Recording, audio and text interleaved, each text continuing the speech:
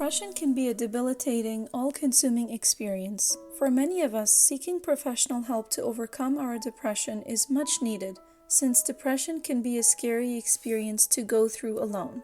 It's important to note that seeking help and support from others, whether it's a mental health professional or our loved ones, is an extremely crucial part of recovering from depression.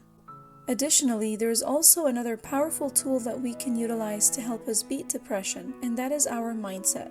In this video, I want to discuss with you 4 key points to keep in mind for maintaining a constructive mindset that's going to help you better deal with your depression.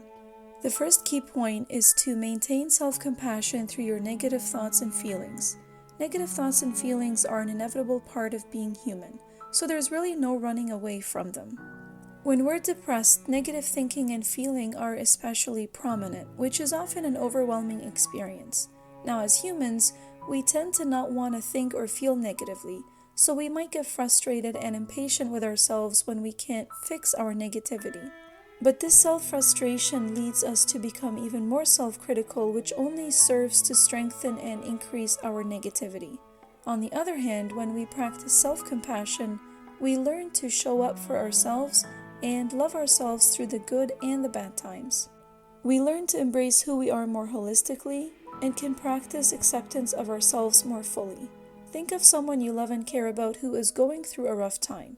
How might you support that person? Would you yell at them or become frustrated with them for being down in the dumps? Or would you try to show them love, patience, and compassion during their struggle? Think of what would be more effective here. As humans, we don't respond well to harsh treatment. So just as you would want to help your loved one through their difficult time, it's important to gently show up for yourself in the same way. Accept that negative thinking is part of the process. Be compassionate with yourself and remind yourself that depression has its own voice. And just because you show compassion towards yourself doesn't mean you're surrendering to the depression, nor does it suggest that you now have to start agreeing with your depressive thoughts. But part of being self-compassionate is to validate your struggle and experience. What you're going through isn't easy, and if you can't be there for yourself and tolerate your own distress, then your depression will continue to take a stronger hold over you. Key point number 2 is to actively remind yourself that your depression is a part of you, but it isn't all of you. You are an entire person, so there's so much more to you than what your depression may be telling you. Along with practicing self-compassion, it's important to remind yourself of all that you are. What is there to you beyond your depressive experience? Imagine yourself being able to look past the lens of your depression. What would you see? What would be different? What was your life like once upon a time when you weren't so depressed? It's important to ask yourself these introspective questions, even if you don't necessarily have the answers right away. But the idea is to just give yourself permission to think about these questions and then allow yourself to see where they may eventually lead you. Key point number 3 is to understand that your brain becomes used to what's familiar, even if what's familiar is actually harmful to you. So regardless of the reasons why you're depressed, it's important to understand that from your brain's perspective, depressive thinking can become habitual over time. Now, like I mentioned before, negative thoughts and feelings are an inevitable part of being human. But when they start running the show all the time, that's when problems arise. There is a difference between practicing acceptance of negativity and always operating in negativity mode. Without coping strategies for your negative thoughts and feelings, they will just become stronger and more consuming until negativity eventually becomes your default. And if your depression is already on the severe side, then chances are that negativity has already become your default. Now, that's not a reason to give up, but it is important to know how to pace yourself depending on the severity of your depression.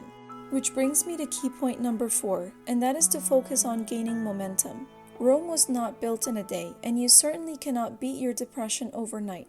So focus on making little changes, even if they seem too small to you. Small things add up over time, and the idea is to not overwhelm yourself or add more stress on your brain. If your brain is currently wired to be depressed, then it's going to take you time and persistent efforts to rewire it towards a healthier state. Think of your brain like a muscle that you're trying to strengthen and condition.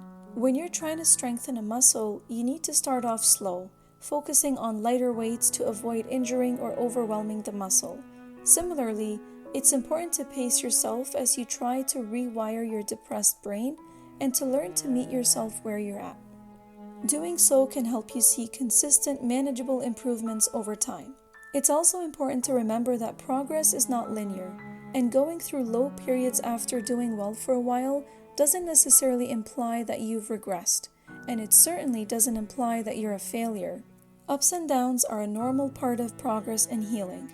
Your healing is a journey, not a destination, and on that journey, there will be days that will be harder than others. So normalize this for yourself and remind yourself that whatever painful thought or feeling you're experiencing is temporary and it does not define your entire existence. And if you like the content in this video and want to see more like it, then I invite you to subscribe to my channel. Thank you all so much for watching this video, and I'll see you in the next one.